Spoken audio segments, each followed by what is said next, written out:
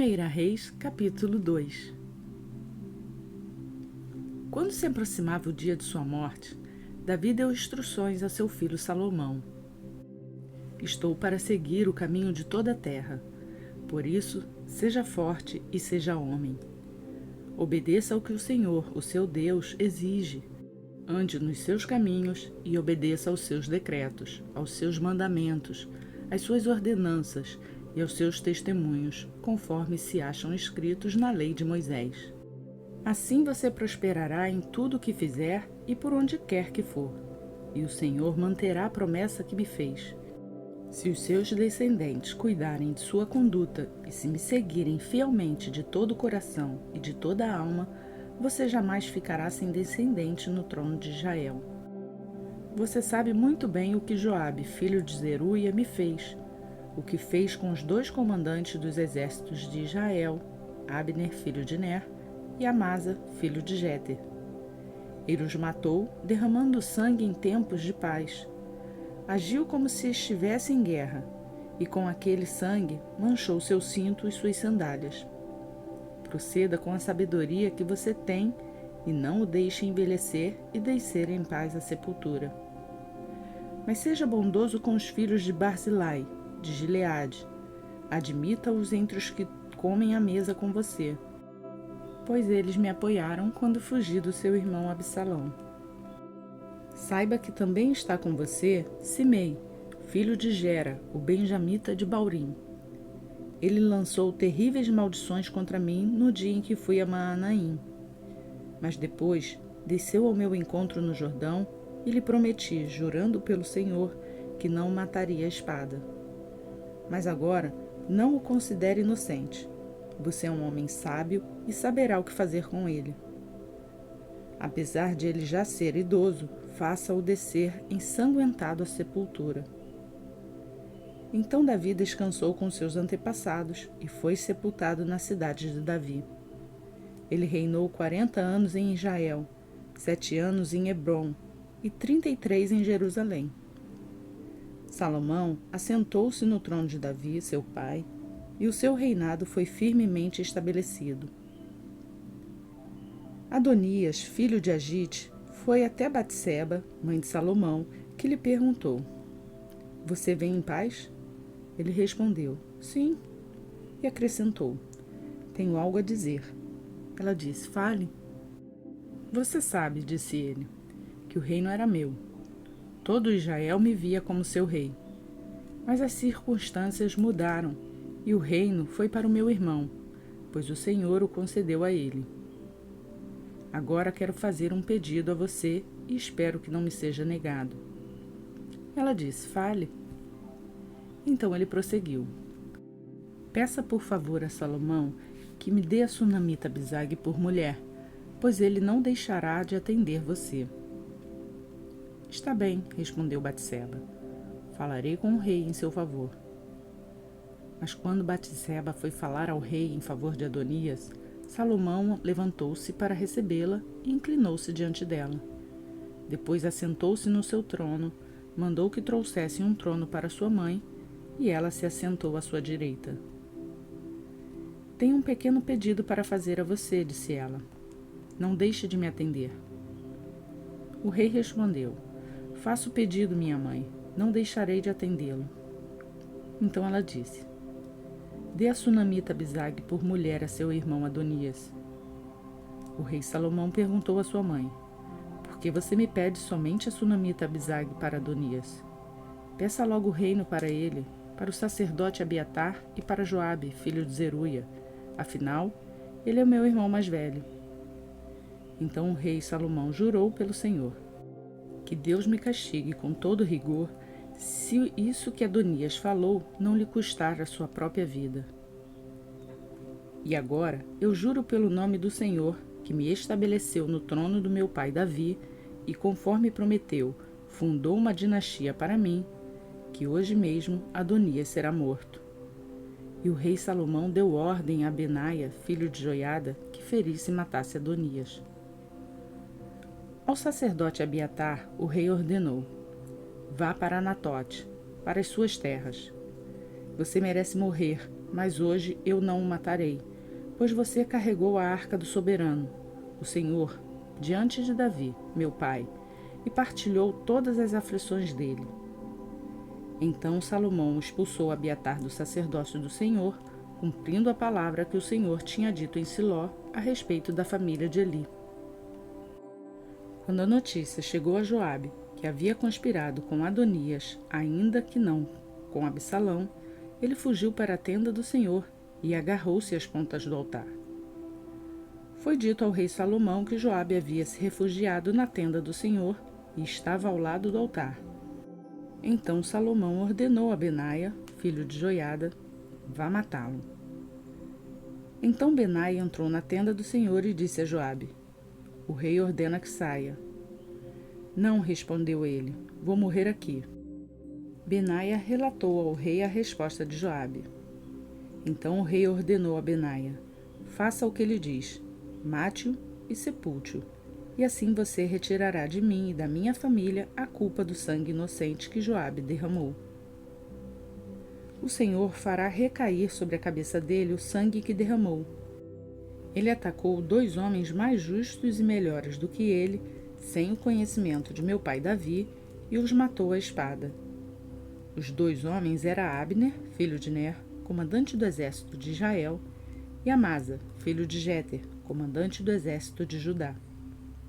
Que o sangue deles recaia sobre a cabeça de Joabe e sobre a dos seus descendentes para sempre. Mas que a paz do Senhor esteja para sempre sobre Davi, sobre os seus descendentes, sobre a sua dinastia e sobre o seu trono. Então Benaia, filho de Joiada, atacou Joabe e o matou, e ele foi sepultado em sua casa no campo.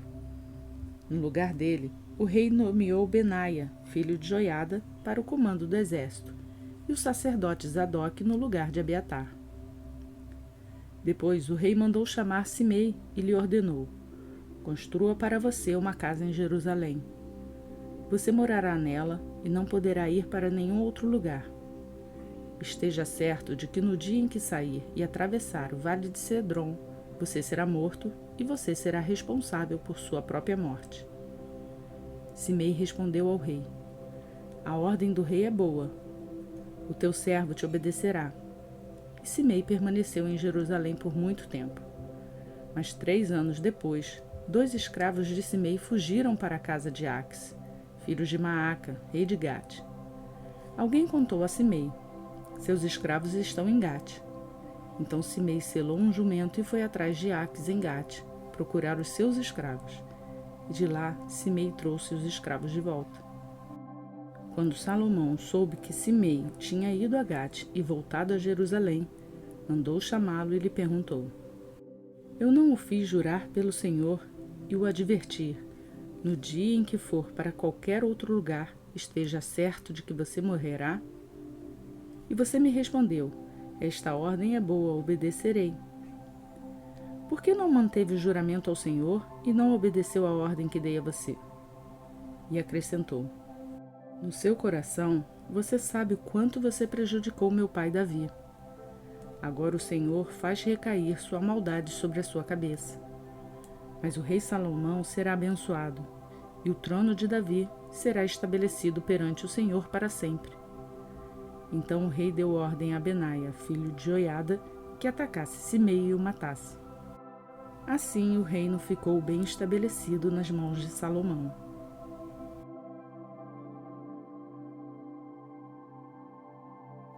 1 Reis capítulo 3.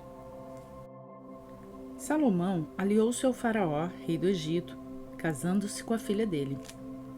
Ele a trouxe à cidade de Davi até terminar a construção do seu palácio e do templo do Senhor, e do muro em torno de Jerusalém.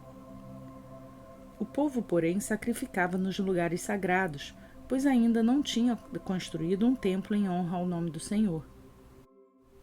Salomão amava o Senhor, o que demonstrava andando de acordo com os decretos do seu pai Davi, mas oferecia sacrifícios e queimava incenso nos lugares sagrados. O rei Salomão foi a Gibeon para oferecer sacrifícios, pois ali ficava o principal lugar sagrado, e ofereceu naquele altar 1000 holocaustos. Em Gibeon, o Senhor apareceu a Salomão num sonho à noite e lhe disse: Peça-me o que quiser e eu darei a você. Salomão respondeu: Tu foste muito bondoso para com o teu servo, o meu pai Davi, pois ele foi fiel a ti e foi justo e reto de coração. Tu mantiveste grande bondade para com ele e lhe deste um filho que hoje se assenta no seu trono. Agora, Senhor, meu Deus, fizeste o teu servo reinar em lugar de meu pai Davi. Mas eu não passo de um jovem e não sei o que fazer. Teu servo está aqui, no meio do povo que escolheste, um povo tão grande que nem se pode contar. Dá, pois, ao teu servo um coração cheio de discernimento para governar o teu povo e capaz de distinguir entre o bem e o mal, pois quem pode governar este teu grande povo? O pedido que Salomão fez agradou ao Senhor. Por isso, Deus lhe disse: Já que você pediu isso, e não uma vida longa nem riqueza, nem pediu a morte dos seus inimigos, mas discernimento para ministrar a justiça, farei o que você pediu. Eu darei a você um coração sábio e capaz de discernir, de modo que nunca houve nem haverá ninguém como você. Também darei o que você não pediu, riquezas e fama, de forma que não haverá rei igual a você durante toda a sua vida.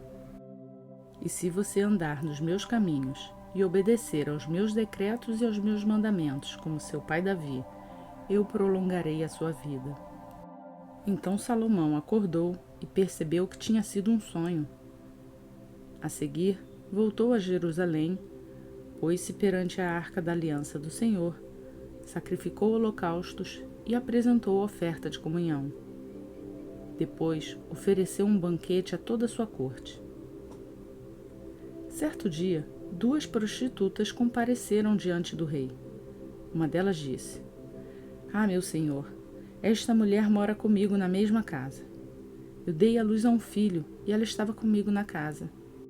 3 dias depois de nascer o meu filho, esta mulher também deu à luz a um filho. Estávamos sozinhas, não havia mais ninguém na casa. Certa noite, esta mulher deitou-se sobre o meu filho e ele morreu. Então ela se levantou no meio da noite e pegou meu filho enquanto eu, tua serva, dormia, e o pôs ao seu lado, e pôs o filho dela morto ao meu lado. Ao levantar-me de madrugada para amamentar o meu filho, ele estava morto. Mas quando olhei bem para ele de manhã, vi que não era o filho que eu dera à luz. A outra mulher disse: Não, o que está vivo é meu filho, o morto é seu. Mas a primeira insistia: Não, o morto é seu, o vivo é meu. Assim elas discutiram diante do rei. O rei disse: Esta afirma: Meu filho está vivo e o seu está morto. Enquanto aquela diz: Não, o seu filho está morto e o meu está vivo. Então o rei ordenou: Tragam-me uma espada. Trouxeram-lhe. Ele ordenou: Corte a criança viva ao meio e dei metade a uma e metade à outra. A mãe do filho que estava vivo, movida pela compaixão materna, clamou: Por favor, meu senhor, dê a criança viva a ela, não a mate. A outra, porém, disse: Não será nem minha nem sua, cortem-na ao meio. Então o rei deu o seu veredito: Não matem a criança. Deem-na à primeira mulher. Ela é a mãe. Quando todo Israel ouviu o veredito do rei, passou a respeitá-lo profundamente, pois viu que a sabedoria de Deus estava nele para fazer justiça.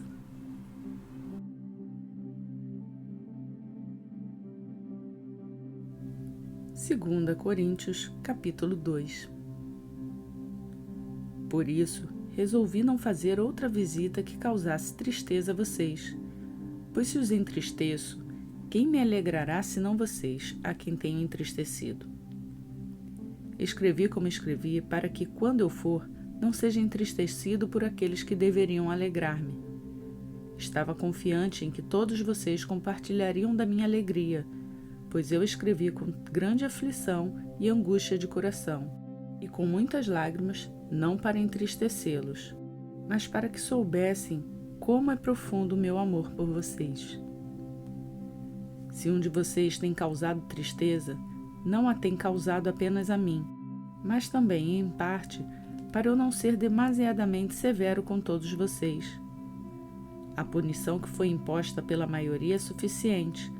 Agora, ao contrário, vocês devem perdoar-lhe e consolá-lo, para que ele não seja dominado por excessiva tristeza. Portanto, eu recomendo que reafirmem o amor que têm por ele. Eu escrevi com o propósito de saber se vocês seriam aprovados, isto é, se seriam obedientes em tudo. Se vocês perdoam a alguém, eu também perdoo. E aquilo que perdoei, se é que havia alguma coisa para perdoar, perdoei na presença de Cristo, por amor a vocês, a fim de que Satanás não tivesse vantagem sobre nós, pois não ignoramos as suas intenções.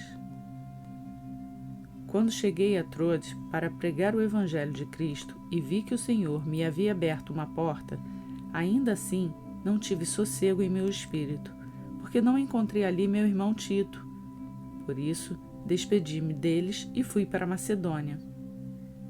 Mas graças a Deus que sempre nos conduziu vitoriosamente em Cristo e por nosso intermédio exala em todo lugar a fragrância do seu conhecimento, porque para Deus somos o aroma de Cristo entre os que estão sendo salvos e os que estão perecendo. Para estes, somos cheiro de morte, para aqueles, fragrância de vida. Mas quem está capacitado para tanto? Ao contrário de muitos, não negociamos a palavra de Deus visando a algum lucro. Antes, em Cristo, falamos diante de Deus com sinceridade, como homens enviados por Deus.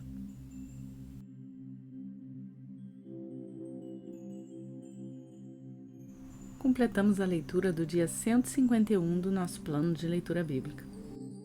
Obrigada a você que segue esse canal e que me acompanha nesta leitura. E para nos ajudar a levar essa palavra para mais pessoas, eu só peço o seu like no vídeo. Se você desejar, pode compartilhar essa palavra com outras pessoas. E para quem chegou aqui agora, se inscreva no canal e ative o sininho para ser notificado todos os dias quando um novo vídeo for postado. Assim você não perde a sua leitura. Por hoje é só. Eu peço a Deus que abençoe o seu dia, que te dê sabedoria. Até amanhã, se assim Ele nos permitir.